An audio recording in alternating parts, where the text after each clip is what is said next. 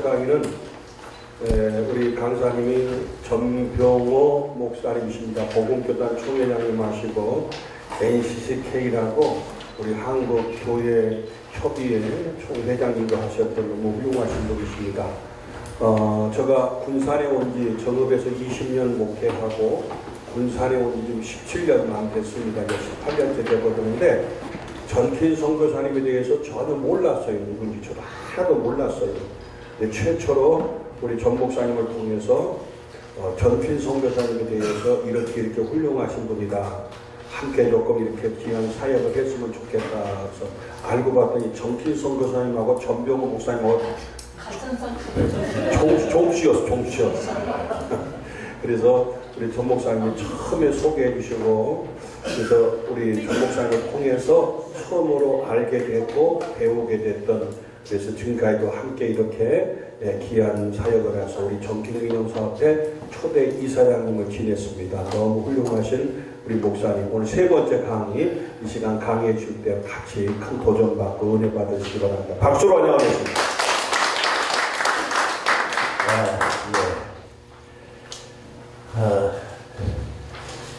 앞에서 우리 명강의 하신 사목사님, 또 김용진 교수님, 그야말로 명강의를 여러분 들으셨는데, 저는 강의를 잘 못해요. 그래서 좀 답답할지도 몰라요. 그러니까 그런 사람이다 싶어가지고 여러분 들으시면 될 것 같고, 시간이 4시간인가요 원래가? 5시까지예요? 네. 아니 너무 길다. 네. 혹시 지난번에 저한테 강의 드신 분 계세요? 네. 많이 드시고 계신, 내가 2번이나 했거든요. 네. 청대 하이리그에서도 했었고, 또 우리 저기 A1 호텔 거기서 할 때도 했었고, 아마 같은 이야기를 여러 번 들으신 분이 계실 것 같아요. 예. 그때 이제 저희는 저 혼자 그냥 막 얘기를 했는데, 이제는 막 나눠서 하니까 참 좋았습니다. 저는 이제 2번에 걸쳐서 소개를 할게요. 오늘은 미국 남장로교회 한국 화성 최초 7인 선교사고, 다음번에는 이제 7인 선교사 각자가 우리 전라북도에서 어떻게 사역을 했는가 하는 것을 이제 다음번에 여러분들에게 소개를 할 것 같습니다. 우선 이 전킨 선교사와 더불어서 7 선교사가 있는데, 전킨 선교사에 관련된 것은 앞서 우리 사목사님들 잘 얘기 들으셨으니까 제가 또 더 이상 거기에 대해서 반복할 이유가 없다 싶어 그런 생각을 합니다. 우리 전킨 선교사의 책이 여러분들 뒤에 이렇게 이야기 전킨 선교사 제가 쓴 책하고, 우리 또 사목사님이 쓴 또 전킨 선교사 책이 있습니다. 그러니까 그 책을 여러분들이 한번 읽어주시면은 전킨 선교사가 어떤 분이라는 것을 또 자세히 아시게 되리라고 생각합니다. 조금 더 설명을 좀 부연해서 드리자고 하면은, 지금부터 500년 전에 프랑스에서 개혁운동을 하는 사람들이 있었습니다. 종교개혁이죠. 그때는 루터가 종교개혁하기 이전에 종교개혁입니다. 프랑스에서 위구노라는 일단은 그런 사람들이 개혁운동을 했습니다. 루터가 성경을 독일말로 번역을 한 것이 최초의 번역이라고들 얘기를 하는데, 사실은 그 전에 위구노들이 불란서어로 성경을 번역한 그런 아주 개혁의 선발대다 이렇게 볼 수가 있습니다. 그런데 그때 프랑스는 카톨릭 국가였거든요. 그러니까 그 카톨릭 국가에서 이러한 그 개신교 신앙 운동을 하다 보니까 많은 박해를 받습니다. 그 당시 불란서에서의 박해를 받아서 죽은 숫자가 약 100만 명에 이른다고 하는 그런 얘기가 있습니다. 그러니까 엄청난 핍박을 받았어요, 그 사람들. 그러니까 도저히 더 이상 불란스에서 있을 수 없으니까 이제 여기저기로 흩어져 갑니다. 일단은 스위스로 가고, 일단은 남아연방, 남아프리카로도 가고, 또 일단은 네덜란드로 가고, 일단은 또 영국으로 가고, 일단은 독일로도 가고, 막 산지사방으로 이 위구노인들이, 위구노 신앙인들이 이게 흩어져 갔습니다. 그래서, 근데 그 사람들이 불란스에서 굉장한 기술자, 각층의 기술자였어요. 그래서 스위스로 간 사람들은 스위스에서 시계공업을 발전시켰습니다. 또 연방직업을 가지고 있는 사람들이 영국으로 건너가서는 또 방직업을 했어요. 그러니까 영국의 골든 택시가 유명하잖아요. 영국 양복지가. 이렇게 각처에 그 위구노인들이 퍼지는데 일단 사람들이 네덜란드로 갔습니다. 네덜란드를 갔는데 네덜란드에서 또 핍박을 받았어요. 그래서 영국 스코틀랜드로 그들이 또 올라갑니다. 근데 스코틀랜드에서 메리 여왕으로부터 또 박해 또 받아요. 그런데 또 바다를 또 옆에 건너가서 아일랜드로 건너갑니다. 북아일리스에 머무르게 됩니다. 스코틀랜드와 아일리스로 건너간 사람들이 그 다음에 미국으로 건너가게 됩니다. 그게 스코틀랜드 아일리스 대장로교회 이렇게 얘기를 합니다. 그러니까 스코틀랜드 아일리스 장로교인들이 미국으로 건너갔는데 그 건너갔을 때에 전킨 선교서의 고조부가 그때 건너가요. 그래가지고 미국의 최초의 버지니아 그쪽에서 미국 그 장로교회를 세우게 됩니다. 교회를 세우게 자기 집에다 교회를 세워요. 그래서 지금 거기 가보면은 전킨 텐트라고 해가지고 그 기념 지금 운동을 하고 있습니다. 전킨 기념 운동을. 근데 그분의 손자가 고손자가 바로 윌리엄 전킨, 맥컬리 윌리엄 전킨이 우리 오신 분이 바로 그분이에요. 그러니까 아까 그 소개를 많이 하셨기 때문에 거기에 대한 내용은 이제 얘기를 하지 않겠습니다. 그런데 여기서 하나 더. 어째서 미 남장로교회 7 선교사가 호남으로 왔는가? 다른 데도 갈 수 있을 텐데 왜 하필이면 호남에 왔는가? 그 당시 이 호남 쪽에 한강, 이남 이쪽에는 복음이 전해지질 않았습니다. 선교사들이 오지는 않았어요. 그러니까 최초로 남장로교회 7 선교사들이 이쪽으로 온 거예요. 그리고 처음에 온 게 군산을 통해서 이제 들어오게 된 거죠. 그럼 왜 그들이 이 호남이 최초로 오게 되었는가? 그 배경을 우선 보면은 두 가지 얘기할 수가 있습니다. 우선 첫째로 남장로교회는 미국의 남부 쪽에 있는 장로교회입니다. 근데 그 당시 1862년도에 남북전쟁이 일어났어요. 미국, 링컨 대통령에 의해서. 북쪽과 남쪽이 서로 남북전쟁을 하고 있는 거예요. 그러다 보니까 장로교회가 둘로 갈라졌어요. 북쪽에 있는 건 북장로교회, 남쪽에 있는 건 남장로교회. 근데 이 남장로교회는 남부가 그만 항복을 했잖아요. 패배를 했잖아요. 그러니까 그 패배감이라는 것은 말할 수 없는 거죠. 예를 들면 남북전쟁에서 남쪽이 북쪽한테 적을 했으니 그 다음에 그 패배감, 자존감이 떨어지면은 뭐 말할 수 없을 뿐만 아니라 은근히 북쪽 사람들에게 뭐예요? 없이 여김을 받는 그런 일들이 있게 되죠. 그리고 또 패배를 한 가운데 있기 때문에 남부가 굉장히 핍박해졌어요. 피폐해졌어요. 경제가 막 무너지고, 그 당시 그 전에는 이 노예들이 있었는데 노예들이 다 해방돼버리니까 농장들 누가 감당할 수가 없잖아요. 그러니까 경제적으로 굉장히 어려운 그런 데에 남장로교회가 그 남부로 있었던 거예요. 그리고 그 남장로교회 출신들이 이제 우리나라에 오게 된 거예요. 그러니까 이 남장로교회 선교사들은 한편으로 북장로교회 쪽 사람들한테 침을 받는 거죠. 치어지는, 제쳐지는 그런 입장에 수밖에 없어요. 근데 우리나라 이제 와 1892년에 우리나라에 이제 왔는데 그분들이 그때 북장로교는 서울을 중심으로 해서 북쪽에 선교 활동을 벌였어요. 평양과 신의 쪽으로 또 한경 쪽으로 그쪽으로만 선교 활동이 맹렬하게 우선 주도권을 가지고 있었어요. 서울과 경기 지방, 원산 이쪽 그다음 감리교까지도 그렇게 주장하고 있었거든요. 그런데 이 남장로교회 사람들이 젊은 사람들이 20대 젊은 사람들이 왔는데 북장로교 활동하고 있는 북쪽은 갈 수가 없잖아요.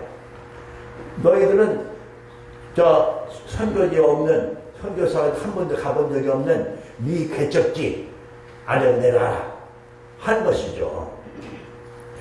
지금 한국교회사를 보면은요, 한국교회사 여러분들이 시중에 나와서 한국교회사 책을 사보면은 주로 그 한국교회사의 내용이 북장로교 중심이에요.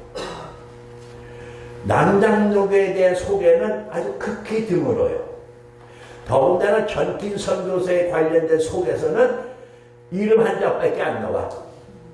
전킨 선교사가 어떻게 활동했다는 건 전혀 없어요. 한국 교회사 속에는 완전히 없어요. 네이놀드 선교사만 조금 이름이 나와요. 그분 성경 번역을 했기 때문에 이따가 얘기를 하겠습니다만은. 그러니까 이 호남 쪽으로는 남장로 교회가 한국 교회사 쪽의 입장에서 볼 때는 아주 뭐라고 할까? 제외된 그런 상황이었어요. 제가 신학교 다닐 때 남장로는 알지도 못해서 들어본 적도 없어요. 전킨이라면 들어본 적도 없어요. 내가 전킨을 들어본 적은 군산에 와서 처음 들어본 거예요. 그리고 아까 우리 서목사님 말씀 것처럼 전킨을 딱 그 당시 개목교회 김종선 목사님으로부터 들었거든요. 그때 야 그렇게 훌륭한 분인데 왜 소개가 안 됐을까? 이건 내가 이거 알아봐야겠다 하고 시작한 것이 1999년도부터였어요. 99년도. 그러니까 우리 서목사님보다 그저 한 10년 앞서 알기 시작한 것 뿐이죠. 그러니까 저도 문외한, 그러니까 저도 아까 주명님께서 책 보고 제가 처음 알게 된 거예요. 그러니까 이렇게 이제 왔는데 그 호남이라는 지역은 어떤 지역인가? 우리 흔히 말하면은 중심부와 주변부가 있어요. 중심부는 하면 정치, 경제, 문화가 중심적인 부분과 그거의 변두리 부분이 있단 말이에요. 서울을 중심으로 한 것이 우리나라의 역사적으로 중심부 아닙니까? 서울, 도성을 중심으로 한 모든 것이 서울로. 아들을 낳으면 서울로 보내라. 서울 중심이 중심부예요. 거기에서 관장한 거기 사람이 우리나라의 엘리트들이고 우리나라의 가장 중심적인 사람들이 서울에 모여있어요. 이 호남은 뭐예요? 변두리. 여기는 별로 알아볼 수 없는 그런 사람들이 살고 있는 지역이에요. 더군다나 1894년도에는 동학혁명이 일어났어요. 동학혁명이 일어나서 그냥 막 그 분위기가 막 휩싸였던 때에 야, 너 전라도로 호남으로 내려가라. 그러고 그 7사람이 호남으로 내려오는 거예요. 그때 동학혁명 때에 네이놀주하고 뚜우르 선교사가 1894년 3월 달에 처음으로 군산 내려왔는데 내려온 바로 그 때에 동학혁명이 일어나네. 그래서 그 동학혁명을 피해가지고 일어날 게 없는 지역으로 해서 저 남쪽 순천까지 내려가게 됩니다. 또 전킨 선교사가 1995년에 여기 내려왔는데 그때 이미 동아혁명이 완전히 이제 진압되어진 그때예요. 그때 그렇지만은 그 후유증으로 인해서 온 군산 바닥과 전라도 바닥이 전부 다 그 후유증으로 아주 사람들이 어려움을 당할 때예요. 많은 사람들 죽었죠. 하나 더, 군산이라는 곳은 동학혁명사를 보면은요, 여러분들 시중에 나가면 동학혁명에 관련된 기록 책들을 많이 볼 수가 있어요. 좀 많이 나와 있어요. 근데 그 동학혁명사에 군산이 소개가 안 돼 있어. 군산이 어떤 지역이냐면은 진압군이 저 서울 경에서 나오는 진압군이 군산 항에서 배를 내려가지고 여기를 통해서 인피로 해서 전주로 이제 올라간. 그 진압군이 여기서 진포항에 내렸다고 하는 것만 나와 있어. 그러니까 군산에는 동학에 대한 아무 얘기가 없어요. 그런데 사실 군산에는 엄청난 동학군들이 있었어요. 군산에도 많은 동학 혁명군들이 여기서 막 판치고 있었어요. 그런데 그 얘기는 완전히 동학혁명사에 없어요. 그걸 누가 발견을 했냐? 현재 우리 김중근? 김준규 그분이 그걸 발굴을 했어요. 근데 그분이 발굴을 하는데 보니까 바로 그때에 청kin선 교사가 내려왔더라고요. 그런 청kin선 교사가 그 동학 사람들과 같이 어울렸어요. 어울려가지고 그들의 선교사들이 동학에 대해서 모르니까 동학군들을 전부 다 강도들이라고 표현해요. 강도들. 동학 강도들. 이렇게 서울에 있는 선교사들이. 근데 아니다 하고 동학이라고 하는 영문 속에서는 썼어요. 그 전필 선교사가 동학에 대한 영문 논문을 써가지고 영문 잡지에다 발표를 했어요. 그래서 전혀 동학을 모르는 이 선교사들과 외국인들이 동학이 이런 거구나 하는 걸 최초 소개했어요. 그리고 우리 군산 내려와서 동학인들과 많이 만나고 선교 활동을 했어요. 그래서 이 군산을 비롯해서 익산과 김제 방면이 그때 동학군들이 많이 있는데 그분들이 많이 우리 기독교로 들어왔어요. 근데 이 전편들과 동학을 아니까 그러니까 많이 선교사가 그들을 포용해가지고 교회들이 설립이 된 것을 우리는 볼 수가 있어요. 그 얘기는 다음번 소개하는 시간에 좀 소개하도록 하겠습니다. 그러니까 이제 전킨에 대해서는 여러분들 다 잘 들으셨으니까 더 이상 이제 말씀 안 드리도록 하고요. 여기 책에 여기 프린트본에 보면은 이제 윌리엄 데이비스 레이놀드와 패시 볼링 선교사의 생애와 사역이라는 이제 소개가 있습니다. 이번에 우리 서정표 목사님이 미국을 가셔가지고 이 레이놀드의 출신 교회를 방문을 하셨어요. 참 놀라운 일이고 감사한 일이죠. 사실은 레이놀드가 어느 교회 출신인지 어디에 살고 있었는지 잘 모르고 있었어요. 학자들도. 근데 우리 목사님들 가서 그걸 발굴을 하고 이제 오셨습니다. 그 노포크시라고 하는 것은 대서양 지역에 그러니까 뉴욕 밑으로 이렇게 대서양 부분으로 가면 노폭항이 있어요. 노폭항. 그렇게 큰 항구는 아니는데 그 노폭항이 미국에는 굉장히 중요한 해군 기지예요. 그 노폭항에는 우리 군산하고 비슷한 그런 여건을 가지고 있어요. 항구로서 강을 띄고 있는 그런 항구 도시예요. 그러니까 두루 선교사나 레이놀드 선교사가 처음에 이 군산에 왔을 때 보고서 우리 고향과 비슷한 곳이구나 라고 군산을 딱 점찍은 거예요. 그래서 여기를 최초의 교회 선교부를 세우게 된 원인이 바로 그 노폭함과 비슷하기 때문에요. 노폭회는 두 장로교회가 있었어요. 제1장로교회와 제2장로교회가 있는데 전진 선교사는 제1장로교회에서 파송을 받았어요. 우리 한국으로 선교사 파송을 받은 게 제1장로교회에서 받았고, 제2장로교회는 레이놀드하고 소개받은 또 불선교사가 바로 제2장로교회에서 선교사로 파송을 받았어요. 제2장로교회 주일학교 교장이, 교회학교 교장이 바로 레이놀드의 아버지였어요. 그리고 레이놀드의 누님이 또 거기 교사였는데, 불선교사가 바로 레이놀드 그 누님 주일학교 교사 밑에서 주일학생이었었어요. 그 보면은 레이놀드하고 불선교사하고 굉장히 가까운 사이라는 것을 알게 되겠죠. 레이놀드가 불선교사가 그 제2 노폭 장로교회에서 이제 파송을 받아서 오시게 됐다, 이렇게 말씀을 드릴 수가 있습니다.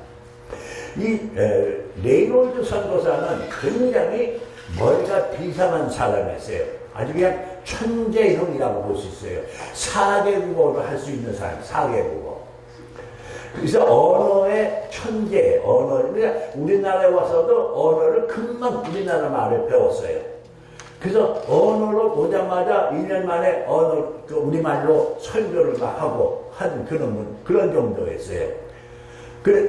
그런 아주 미국의 아주 유명한 그런 함튼 시드니 대학을 이제 아주 우수한 평균 96.5 점수로, 평균 96.5 점수라는 최고의 수석으로 졸업을 했어요.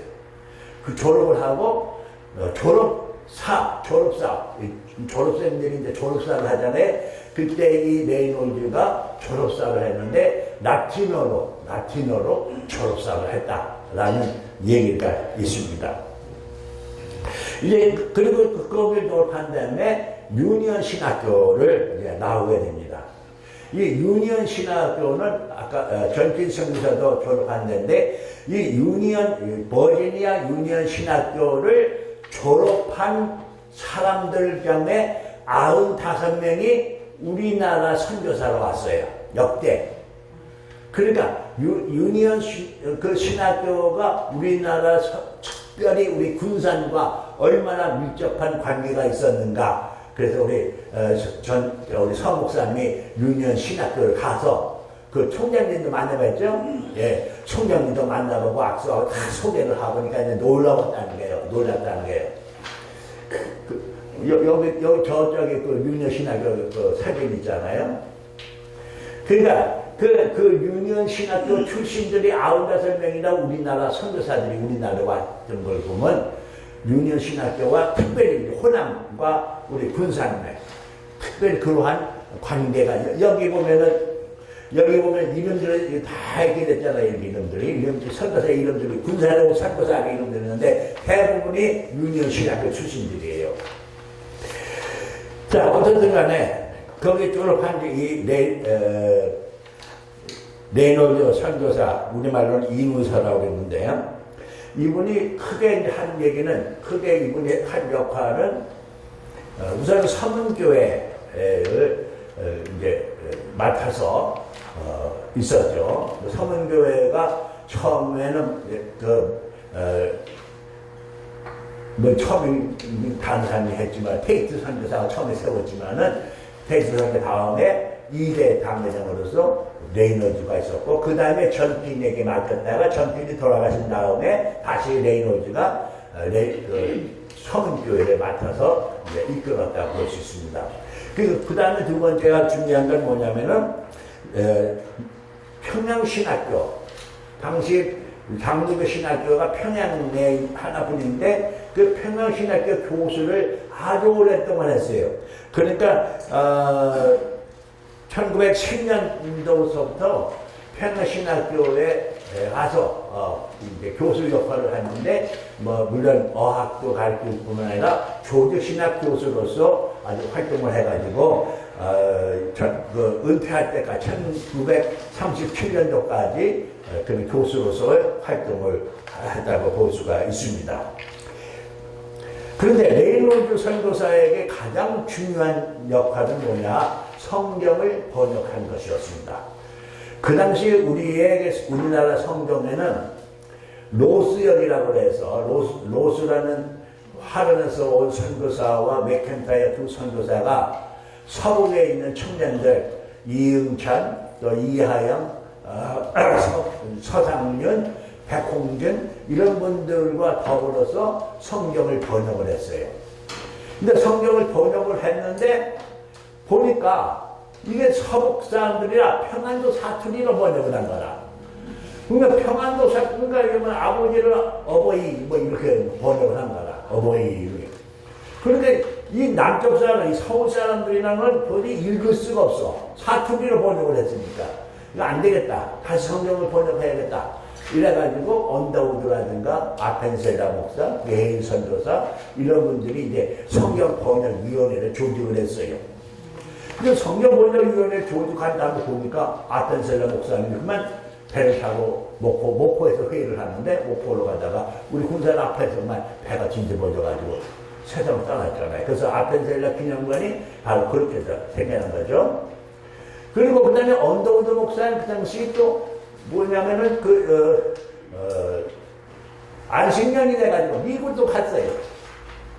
또 게리 선교사는 아니 난 잘 모르겠다고 그리고 또 발을 뺐어요. 그렇게 레이놀드 혼자예요. 그래서 전주 성은교회 목사관에서 한국 사람 몇 사람 데리고 그리고 성경을 번역을 했어요. 66권 중에서 몇 권을 번역을 했냐면은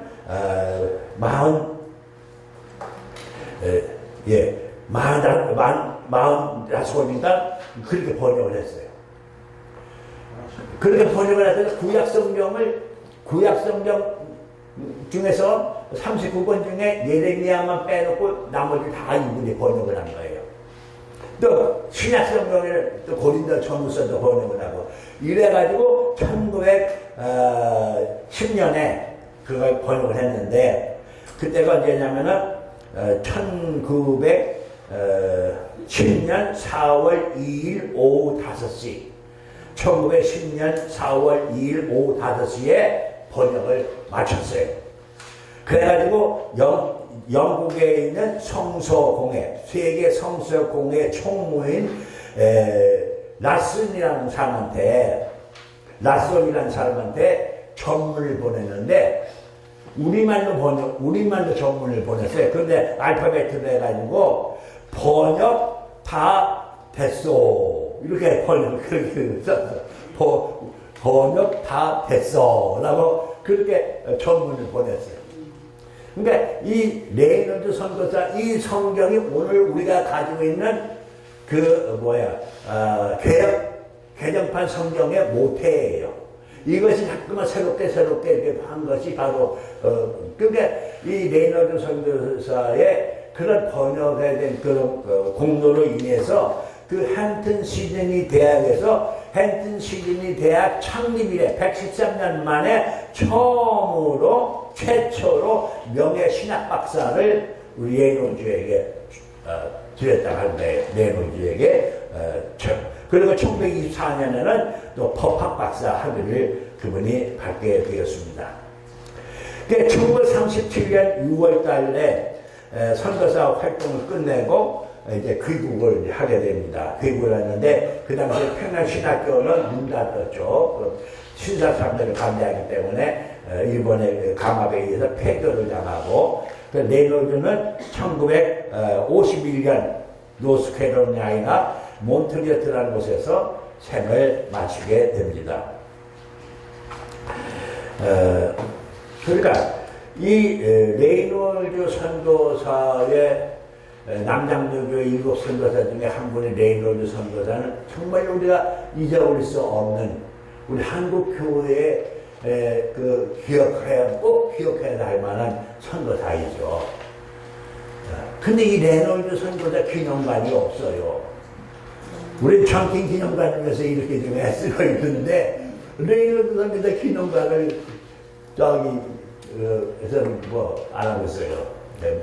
다만 선교 기념관이라고 해갖고 지금 새로 이제 만들었습니다만은 뭐 별로 가지고 있는 게 없다고 하겠습니다. 이제 레놀드 선교사 부인이 펩시 보울링이라고 하는 부인이에요. 이분도 7 선교사 중에 한 사람이죠. 펩시 보울링.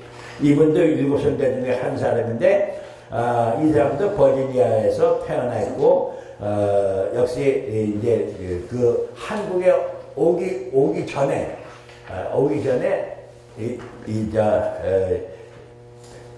레이놀즈가 펩시 보울링에게 우리 한국에 같이 가서 선교 활동합시다 하고 그렇게 결혼을 하자고 했어요. 그랬더니 좋다, 우리 함께 갑시다. 이래가지고 같이 이제 1892년 5월 5일 날 결혼해가지고 한국으로 오게 되어집니다. 그 한국에 이제 오게 되어지는데 참 한 가지 불행한 일이 생기게 됐어요. 첫 번째 아들이 있는데 그 첫 번째 윌리엄 데이비스 레이놀드 주니어라는 첫 번째 아들이 1893년에 태어났는데 태어난 지 일주일 만에 그만 병에 걸려서 죽었어요. 그러니까 7인 선교사들이 가져와갖고 우리나라에 와서 최초로 죽은 사람이 바로 이 아이예요. 네, 이 레이놀드의 첫 번째 아들. 이 아들이 어디 있냐면 지금 양화진에 있는 선교사 묘지에 이 아들의 묘가 있습니다. 그다음에 두 번째 아들이 존 볼링 레이놀드라는 아들인데 이 존 볼링 레이놀드 아들이 이제 우리나라에서 서울에서 태어났지만은 미국으로 건너가서 공부를 해가지고 나도 아버지처럼 한국 위에서 선교 활동을 하겠습니다 하고 우리나라로 건너왔어요. 우리나라로 건너와가지고 우리 군산의 영명학교에서 수학을 가르쳤어요, 이분이. 그리고 그 다음에 저 모포에 가서 모포에 있는 학교의 교장을 하시고 또 광주에 와서 광주에 또 학교의 교장을 하시고 또 여기 서울 전주에 있는 신흥학교의 교장도 하셨어요. 그리고 그 다음에 미국으로 돌아가셨는데 귀국하셨는데 그리고 70세까지 살았는데 그 죽을 때 제2 고향인 한국에 나를 묻어주시오 라고 했어요. 한국에 나를 묻어주시오. 그래서 미국에서 죽은 날 미국에서 이분을 화장을 했어요. 화장을 하고 어떻게 가지고 화장하는 유해를 같이 모시고 올 수가 있어서 소포로 보냈어. 소포로. 한국에 소포로 보내는 거예요. 그 소포로 보냈는데 세관에서 거기 우체국에서 그걸 받아보고 이게 뭔지를 모르고 이게 무슨 유해물질인가 싶어가지고 뜯어가지고 그게 다 흩어져. 그게 다 흩어져. 나중에 그 언더우드가 언더우드 아들이죠. 언더우드가 그걸 알고서 달려가지고 다시 그 수습을 해가지고 그 첫 번째 형, 맨 처음에 죽은 남인길만 죽은 그 사람 옆에 그 묘를 모셨어요. 지금 양화진에 가면 그분의 묘를 발견할 수가 있습니다. 이렇게 참 레이놀드 가문의 어려움을 우리는 같이 생각하면서 그분의 공적을 우리는 결코 잊을 수가 없다라고 하겠습니다. 그 다음에 루이스 보이 데이트와 여동생 매티 사무엘 데이트가 이제 7 선교사 중에 남매가 7 선교사가 우리나라에 오게 됩니다. 그러니까 전필 선교사와 전필 선교사 부인 레이번 여사, 또 그 다음에 레이놀드 선교사하고 그 부인인 펩시 볼링 4사람이죠.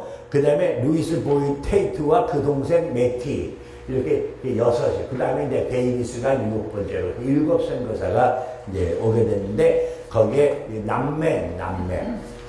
근데 이 테이트 선교사 루이스와 매티 이 남매는 집안에 그 부모로부터 집안에 이제 아버지가 운송업을 하시는 분이에요. 그러니까 운송업이라면 좀 거창하지만 흔히 우리가 말하는 역마차 사업을 하셨어요. 역마차 사업. 우리 서부 영화 보면 역마차들이 있잖아요. 그 역마차로 운송을 하는 그 역마차 사업을 해서 아마 그 사업을 해서 돈을 좀 버셨던 것 같아요. 여섯 마리가 이렇게 끌어다니는 이 마차를 이제 운영을 했어요. 그런데 그 마차를 운영하면서 중국인들을 많이 부렸어요. 일꾼으로 중국 사람들 부리면서 당시의 사람들은 상당히 인종차별이 심했는데 이 아버지는 그런 인종차별이 없었어요. 흑인들하고도 아주 친하게 지냈고 또 중국인들하고 친하게 지냈고 그 사이에 이 두 자녀가 성장하게 되니까 자연히 그런 인종차별이 없이 특히 동양 사람들에 대해서 좋은 관심을 가지고 있었다고 그렇게 보겠습니다. 그 아버지가 돌아가시고 또 어머니가 농장을 맡아서 하고 있었는데 그 농장을 같이 경영하다 어머니가 돌아가셨어요. 어머니가 돌아가시니까 야 우리가 이렇게 있지 말고 우리 선교할 이제 그 당시 대학을 다니고 신학교를 다녔기 때문에 우리 선교사 활동을 사실은 제일 먼저 언더우드 목사의 그 말을 듣고 선교의 마음을 가지고 있던 게 루이스 마테였어요. 루이스 테이트였어요. 그 루이스 테이트가 또 친구들한테 연락을 했기 때문에 7명의 선교사가 이제 가게 됐던 거거든요. 그 루이스와 또 동생이 매트 데이트가 이제 우리 한국에 와가지고 활동하는데 루이스는 잉골드 여선교사와 결혼을 해요. 잉골드 여선교사는 1898년에 이제 와가지고 96년에 와서 전주에 내려와가지고 지금 전주에 있는 예수병원을 세운 사람이에요. 예수병원을 세운 그분하고 결혼을 해가지고 이제 활동을 하다가 너무나 나중에 이제 다음 시간에 이 테이트 선교사의 활동에 대해서 소개를 할 겁니다. 이 테이트 선교가 너무나 그 고통 많은 그런 그 선교 활동을 많이 하다 보니까 심신이 굉장히 어려움을 당해요. 그래가지고 그는 그만 일찍이 세상을 떠나게 되어집니다. 그 잉골드 선교사도 이제 그 뒤를 이어서 계속 활동을 하다가 미국으로 돌아갔고 그다음에 동생 매티 선교사도 여성 선교 활동, 어린이 선교 활동을 상당히 활발하게 했어요. 매티 선교사가 바로 기전여학교를 처음으로 시작하신 분이에요. 그 사랑방에서 여학생들 데리고 기전여학교를 이제 우리나라가 그 기전여학교가 아직 학교로서 모양을 갖추지 못했을 때인데 그때 네이번 여사 전근 선교사의 부인이 이제 전주에 와가지고 정식으로 처음으로 그 기전여학교를 만들어요. 그러니까 기전여학교 만들기 전에 그거를 처음 꾸민 사람이 바로 이 매티 테이트라다 이렇게 볼 수가 있습니다. 이 매티 선교사도 굉장히 유창하게 우리말을 잘 구사해가지고 이 어린이 선교나 또 부녀자 선교에 상당한 활동을 했다라는 기록을 보게 됩니다. 이분들에 대한 그 자세히 활동 사항은 다음번 시간에 다시 자세하게 또 일부 소개를 드리도록 하겠습니다. 그 다음에 셀리나 리니 폴 커슨 데이비스 여선교사입니다. 이분이 그 아등돈, 버지니아주 워싱턴 카운티의 아등돈에서 다른 사람인데 바로 이 아등돈을 우리 이번에 우리 서북 사람들도 갔다 오셨다고 그래요. 이 데이비스 선교사의 그 고향 거기를 방문하고 그 출신 학교도 교회도 이렇게 찾아가서 뵙고 아주 감동을 크게 받으셨다고 우리 허목사님이 한 말씀을 들었습니다. 이 아등동의 그 스프링 장로교회, 싱킹 스프링 장로교회라고 했는데, 그 싱킹 스프링 장로교회가 이제 이 데이비스 여선교사의 할아버지가 세운 교회라고도 볼 수가 있어요.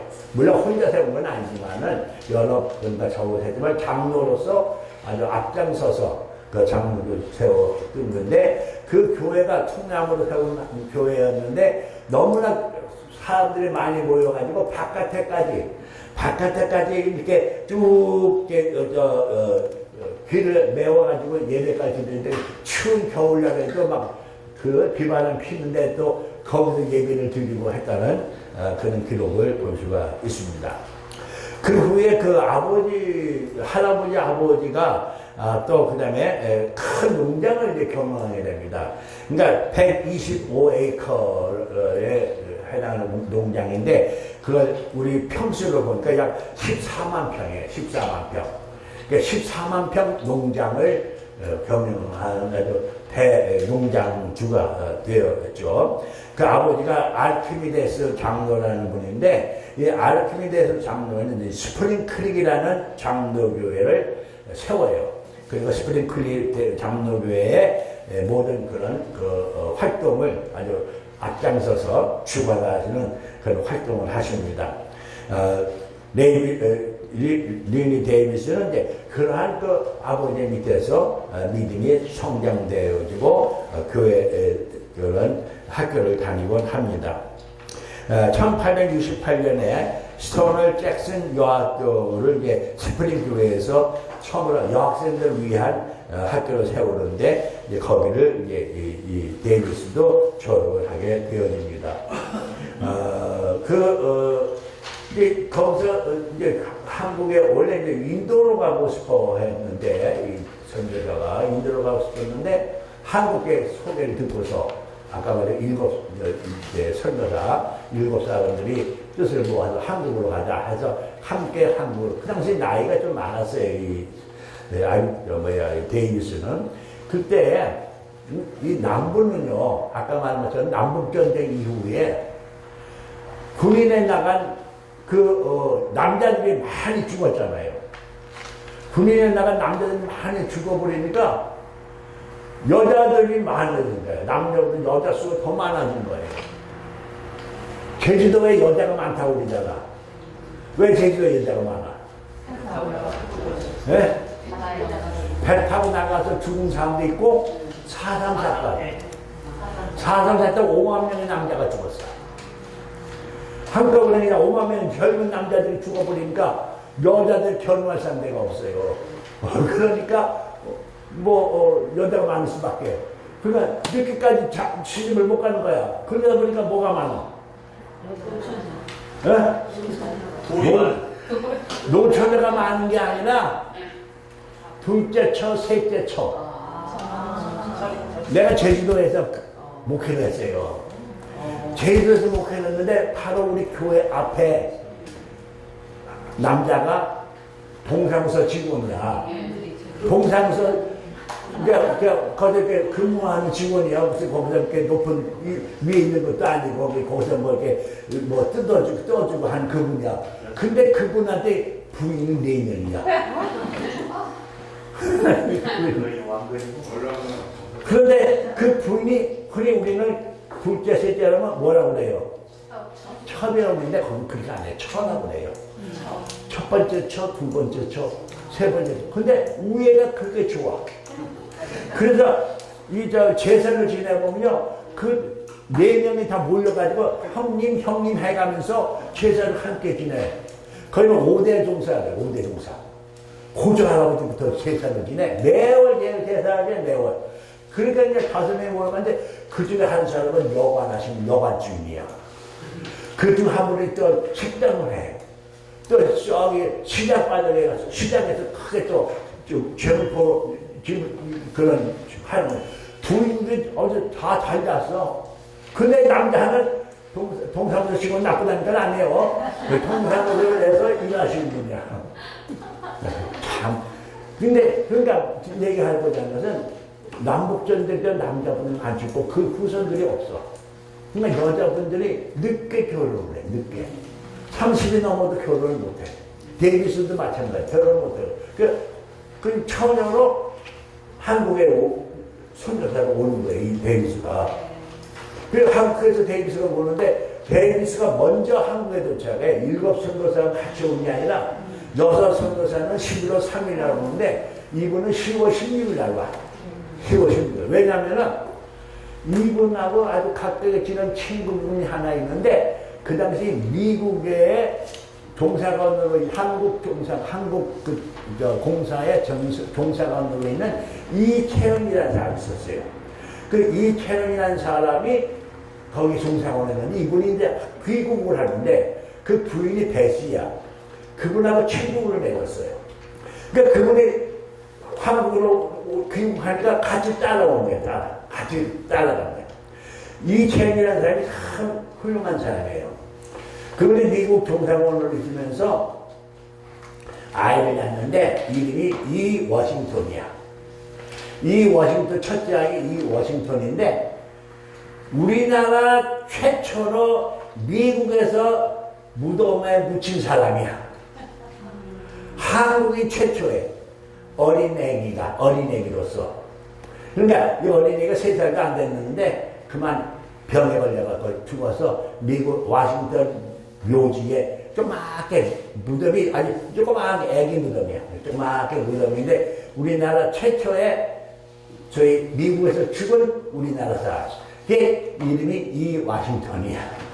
네. 근데 이제 이채연 씨 부부하고 같이 귀국을 하기 때문에 이제 우리나라의 다른 선교사들보다 먼저 10월 16일에 도착해. 딱 도착해가지고 거기서 이제 가마를 타고 이제 개물포에서 내려서 이렇게 오는데 성문이 닫혔어.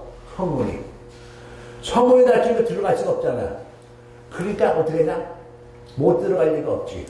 성문이 닫히면 어떻게 들어갈 수 있어? 성문 닫히면 어떻게 들어가죠?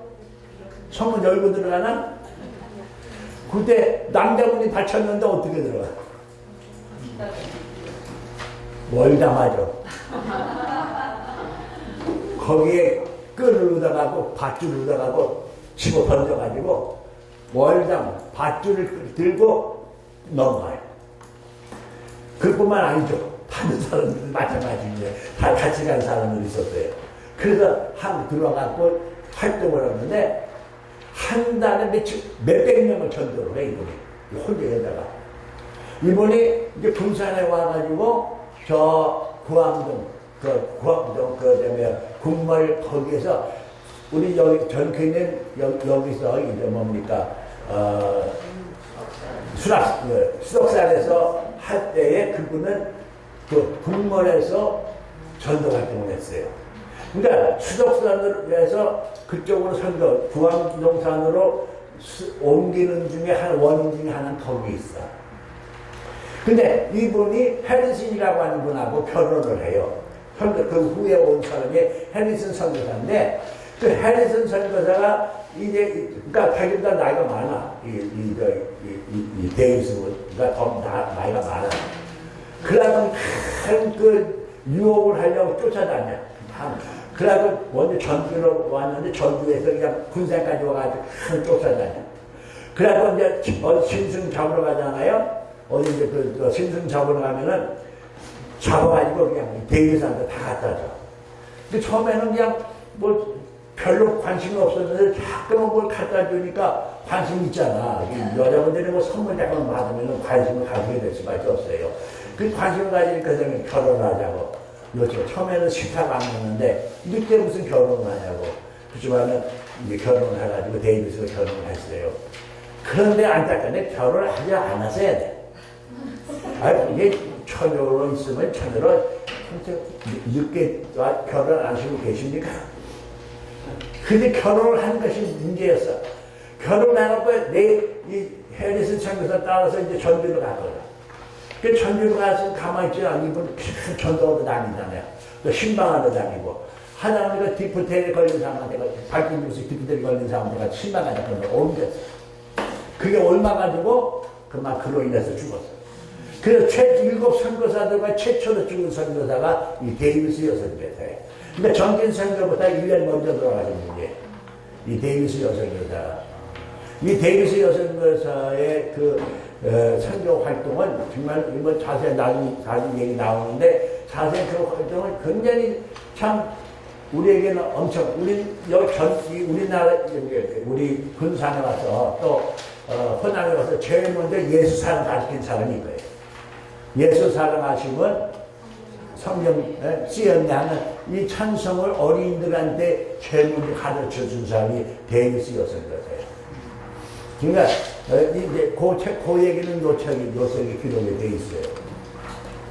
어떻든 간에 이런 그 일곱 선교사들과 우리 호남에 와서 또 우리 군산에 와서 정말로 희생적인 헌신과 봉사와 순교를 함으로써 우리에게 엄청난 그런 은혜를 끼쳤고 우리가 어찌 이런 분들을 기억 안 할 수가 있냐. 그분들의 그때 뿌려진 그 씨앗이 올라 자라서 군산과 김제와 익산 이 지역이 우리나라 전국에서 제일 선교율이 신앙 믿는 사람들이 제일 많은 그러니까 33%의 그런 신자들이 있는 그런 도시가 그런 도가 됐다는 것은 바로 이분들이 그 당시에 뿌려진 미랄의 씨앗이 오늘날 이렇게 자란 것이 아니라 다른 지역은 그렇지 않잖아요. 북장로에 선교가 했던 저 북쪽은 어떻게 됐어? 다 사라졌잖아. 하루아침에 사라져. 기밀생가 들어오자마자 다 사라져버렸어. 근데 우리 이 호남 지역에 이게 여기뿐만 아니죠. 그 다음에 저 순천, 광주, 목포 이쪽에도 엄청나게 발전을 해. 선교 활동을 했잖아요. 그래서 이분들의 그와 같은 수고와 헌신을 우리는 결코 잊을 수가 없다. 여러분들이 이제 앞으로 해설사로서 그 역할을 하실 때에 이 선교사들의 정신을 가지고 만일 이렇게 이야기를 나눠주시면은 듣는 사람들에게 상당한 감동을 주시지 않겠는가 하는 생각을 가져봅니다. 5시까지 좀 그만이죠? 네. 예, 감사합니다.